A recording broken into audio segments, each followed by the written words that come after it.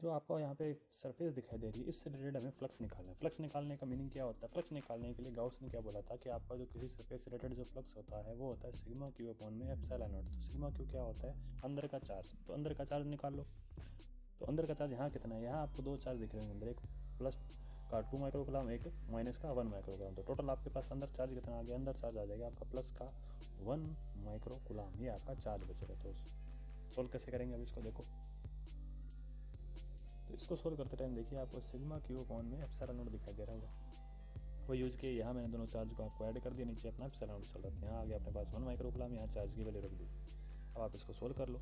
इसको जब सोल्व करोगे तो आपका आंसर आ जाएगा। कई बार क्या होता है, अगर ऑब्जेक्टिव क्वेश्चन आ रहा है वहाँ आंसर आपको पाई के फॉर्म में दे, तब क्या होता है, ये जो आपका एप्सिलॉन नॉट है इसकी वैल्यू थोड़ी अलग तरीके से लिखी जाती है। तो इधर देखिए नीचे सोल्व किया हुआ ये रहा, हमने यहाँ तक तो पहुँच गए थे। ये रहा, यहाँ से अपने यहाँ पे आ गए, ये सेम चीज़ यहाँ लिख दी मैंने।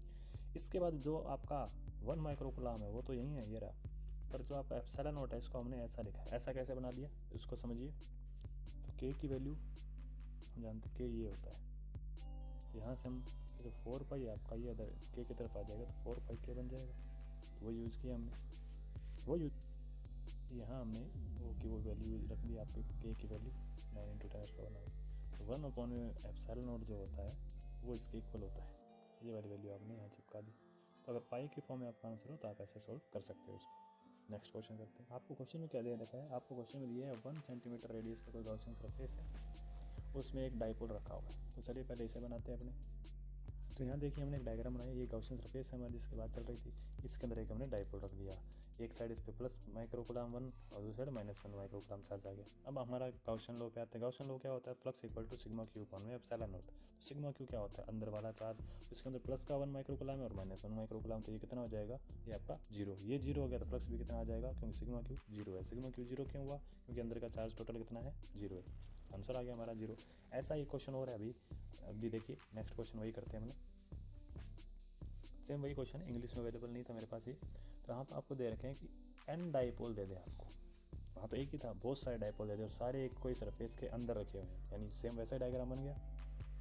ये आपका एक सरफेस होगी, जैसे स्फेरिकल जरूरी नहीं, कुछ भी मान लो। एक डाइपोल, 2 3 4 में डाइपोल। इतने वाले साइड से में क्या है? प्लस प्लस है, और इतने वाले साइड से में माइनस माइनस। और डाइपोल क्या होता है? चार्ज तो सेम रहता है। तो अब इसके अंदर भी तो टोटल चार्ज कितना आएगा? जीरो आएगा। टोटल चार्ज ही जीरो है, फ्लक्स भी कितना आएगा? जीरो। तो आंसर इसका भी क्या जाएगा? जीरो जाएगा। आपका आंसर होगा जीरो। क्वेश्चन देखिए, आपको बोला है कि फ्लक्स बताना है आपको कहाँ से? शेडेड रीजन, जो छायांकित भाग है वहाँ से, यानी इससे फ्लक्स कितना है ये हमें बताना है। तो ये कैसे तो हमारा फिर से वही तरीका कि इस रीजन के अंदर, इसके अंदर कितना चार्ज है वो देखिए। ये रहा हमारा sigma Q. Sigma Q in दोनों चार्ज को जोड़ दिया, वही आ गया हमारे पास। 1 बचेगा, ये प्लस का 2 था, ये माइनस का 1 था, तो 1 माइक्रोकुलाम बच गया। ये हमने वैल्यू पुट कर दी और हमारा आंसर आ गया। इसको भी आप पाई के फॉर्म में निकाल सकते हो। फर्स्ट क्वेश्चन वाला सॉल्यूशन इसमें भी चलेगा।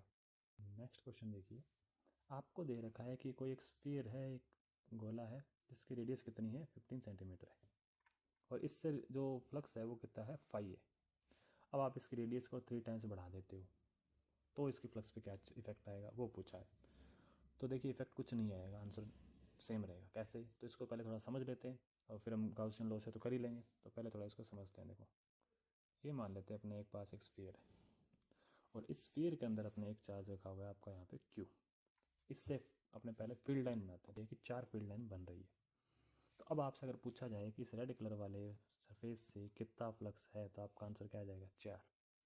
अब हम अगर इस गाउसियन सरफेस का रेडियस बढ़ा दें, साइज़ बड़ा कर दें इसका, तो अगर साइज़ इसका बढ़ा देते हो आप, तो साइज़ बढ़ाने से क्या इफेक्ट आएगा वो अपने चेक करते हैं। चलो देखो, आप क्या करो, एक स्फीयर ड्रॉ करते हैं अपने, थोड़ी रेडियस बढ़ा के इसकी, और ये अपने यहाँ स्फीयर को रख दिया।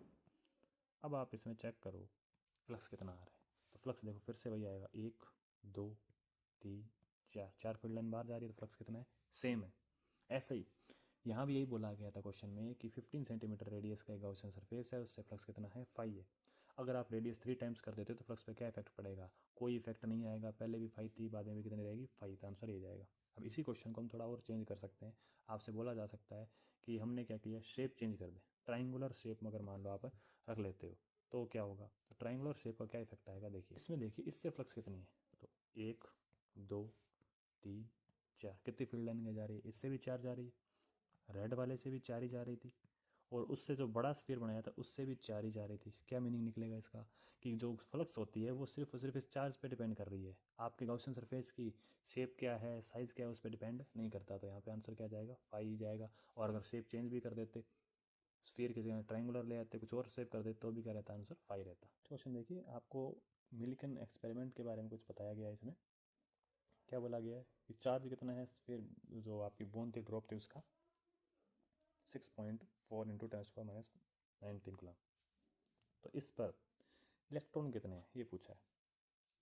कैसे सोल्व करेंगे अपने, क्वांटाइजेशन पढ़ा था अपने पीछे, उसी से सोल्व होगा ये। देखिए देखिए, ये हमारे पास क्यू दे रखा है, और हम जानते हैं क्यू इक्वल टू क्या होता है, एन ई। तो ई की वैल्यू हमें पता है, क्यू हमें दे रखा है, एन निकालना है, तो डिवाइड में आ जाएगा ये, और आंसर कितना आ जाएगा, 4। सिंपल।